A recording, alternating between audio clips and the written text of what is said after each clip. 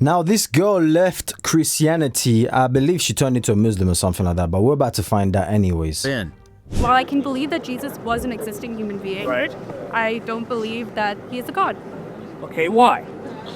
Because Good question. I don't believe that what he might or might not have done was supernatural. But if he rose from the dead, wouldn't you call that supernatural? I don't believe he rose from the dead.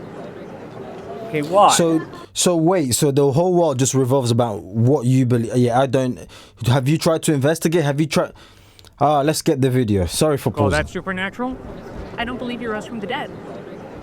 Okay, why? Uh, You're a religious studies major, so what do you believe about Jesus? I believe he was a historical figure. Why?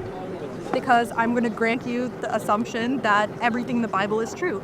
Well, if everything in the Bible is true, the Bible records the resurrection of Christ. Okay, then even then, if I believe that, then I can believe in other miracles, but I still don't believe that that is like the one true religion because it's about as convincing as other religions.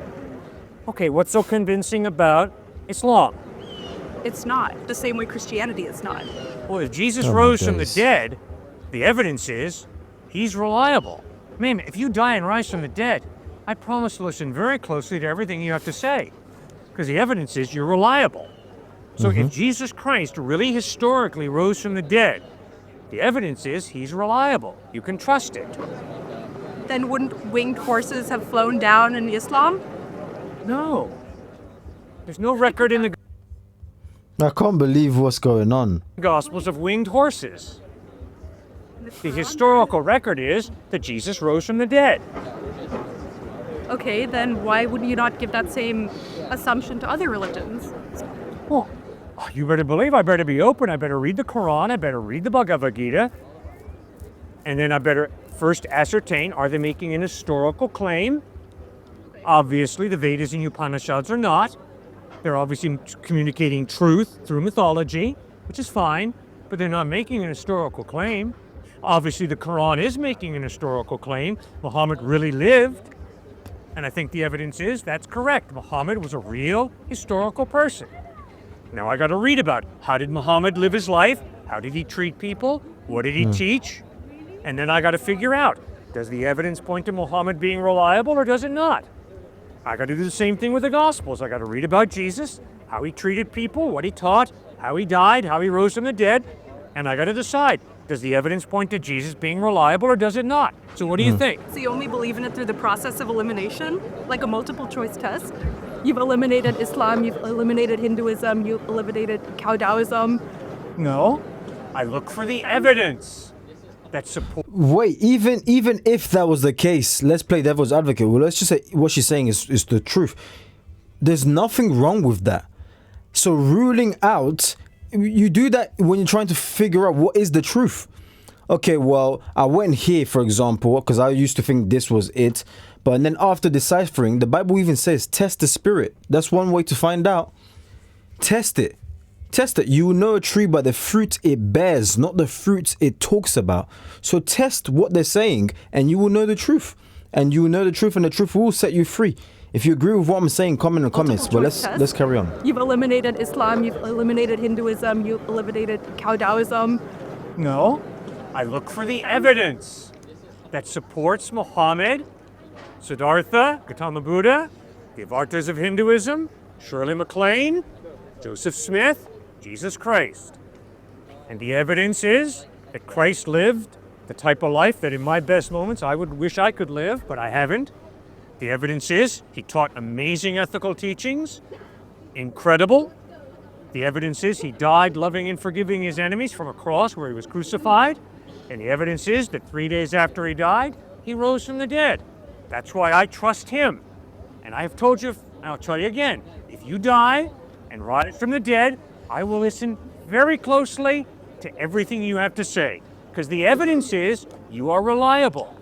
Does that make sense? So do you aim to live by his loving and kind example? Why are you out here intentionally belittling and misunderstanding students? I have not belittled anybody. I have had strong disagreements with people.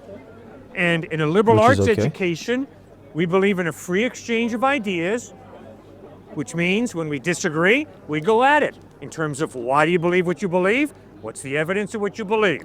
Now, if this man tells me he's an atheist, I respect him, I love him, but I'm going to ask him hard questions, the same way I hope he's going to ask me hard questions. I'm going to ask him, why are you an atheist? What's the evidence? And if I see the evidence is lacking for his atheism, I'm going to point that out. The same way I hope that he's going to ask me, well, Cliff, why do you believe in Jesus? What's your evidence? And if my evidence is lacking, I hope he's going to point that out to me. He's going to say, Cliff, that's irrational that you believe that Jesus rose from the dead. It's irrational. And I'm going to say, okay, fine. Why do you say it's irrational? And if he says, because there's no historical evidence, I'm going to say, I'm sorry, here is the historical evidence that Jesus did rise from the dead. So I'm not belittling him because we disagree. No, I tolerate him, I respect him, and we disagree. Okay, so outside of the Bible, what is the historical evidence that Jesus Christ was dead? Thousands of Jewish people who were monotheistic Jews, who all of a sudden changed. And instead of worshiping on Sabbath, Saturday, they started worshiping on the first day of the week, Sunday, which is a radical departure of their Judaism, which taught Sabbath. And the reason they worshiped on the first day of the week, these thousands of Jews in the first century, is because Jesus rose on the first day of the week. So I understand they're relying on their faith, but where is the evidence that Jesus physically rose from the dead? People saw him. Jewish people saw him risen from the dead, and because they saw him risen from the dead, they put their faith in him, and they moved from Sabbath worship to worshiping on the first day of the week. And that is outside of the New Testament, that record of Jewish people worshiping on the first day of the week in celebration of the resurrection of Jesus Christ. I understand that proves that people were Christian. I understand She's that. not having that. But that doesn't validate the basis of Christianity that you're using as evidence. Yes, it does. No, it doesn't. They changed their said habits. they saw Jesus Christ risen from the dead. I agree that you are saying that. They said that, not me. They claimed to have seen Jesus Christ risen from the dead, and they started worshiping on Sunday because of that, in celebration of what they saw, the dead Christ risen from the dead. Yes, and that's a claim, which means there's a measure of skepticism. Yeah. Goodness, she's looking for something. She's That's So how do looking. you work through your skepticism? Exactly. You know, I'm a skeptic about whether you're really here. I don't know that you're really here. I don't know that my eyesight tells me the truth about reality, so I don't know that you're really here. Really, right about now, I got to make a decision. Is my skepticism good, or is my skepticism, hyper-skepticism, unhealthy? My fist stops here, because although I'm skeptical that he might not be here, no, the overwhelming evidence is he is here, and my fist better stop here, and I better not swing through his handsome face. I understand. Yes, I can be skeptical about Jesus' resurrection, but if the overwhelming evidence is people saw him and then they were willing to die for what they had seen, the dead Christ risen crazy. from the dead, I can be skeptical all day long, but I better make a correct decision. He rose from the dead. That's what the evidence points to. If I met you 2,000 years from now and you said, oh yeah, I saw a man standing here with a gray beanie on his head, Yes. that's not convincing for me. Okay, what does it take to convince you? For you. Okay, how about a photograph of Jesus? I'm being Hate sarcastic. photographs. That's why I said I'm Come being on. sarcastic. And guess what? Do you really think that Forrest Gump met President Kennedy because it's in a photograph? It's in a movie? You can doctor photographs pretty easily.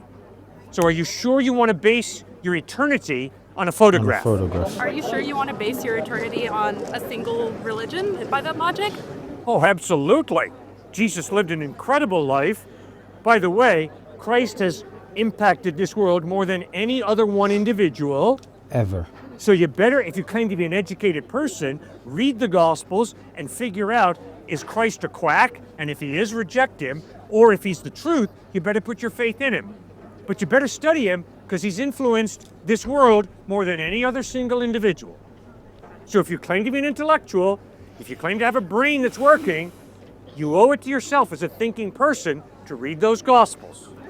Right? That's why I said challenge. Centered my major around it. I'm Good. Then why do you not believe in the resurrection of Christ? Because I don't believe in the supernatural. It's fantastic. It doesn't seem possible. Yeah, but that's not historical. That's a philosophical presupposition. Because you don't believe there's a supernatural God, therefore you believe miracles are impossible. Therefore the resurrection could not take place. That's Doesn't not make any honest sense. history. That's a philosophy of naturalism that limits all of reality to matter and energy. Exactly. Which Well, why would you adopt that philosophy and major in religion? It doesn't even make sense. You know, she's bragging about how, well, not bragging, but you get the gist. You know, I've done this, I've done that, but yet she still doesn't believe. And it all stems from her not doing enough research and just classifying the research as bogus. Oh, well, somebody 500 years ago could have said, I've seen it. Well, since I don't know that person, I've never met that person 500 years ago, I'm not going to believe them, because how do I know they're telling the truth or not? And then you go ahead and rebuttal and tell her, no, it was more than somebody. It was multiple people. Well, those multiple people, they could have lied. Chinese whispers, they could have done this. I'll believe when I have a photo. Can you imagine? There were people who saw Christ like this and they still didn't believe that he was the Son of God.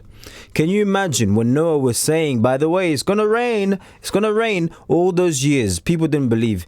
Even when it started to rain, they didn't believe or get in the ark.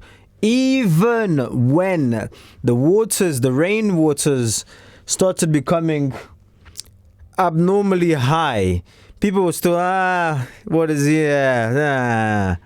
And then when it was up to their necks, eventually, oh, please help us, save us. Too late. Because the door has been sealed and shut by God himself, so nobody can enter. So they're well protected and safe. Everybody was wiped out. So it's not if you see him, if you saw the photograph or whatever it is, then you're gonna believe. But I want to hear from you anyways. Let me know in the comment section what you think. Go check out this channel because that's where the video is from, and finish the video from there. God bless you, and I'll see you in the next one. Let me know which one.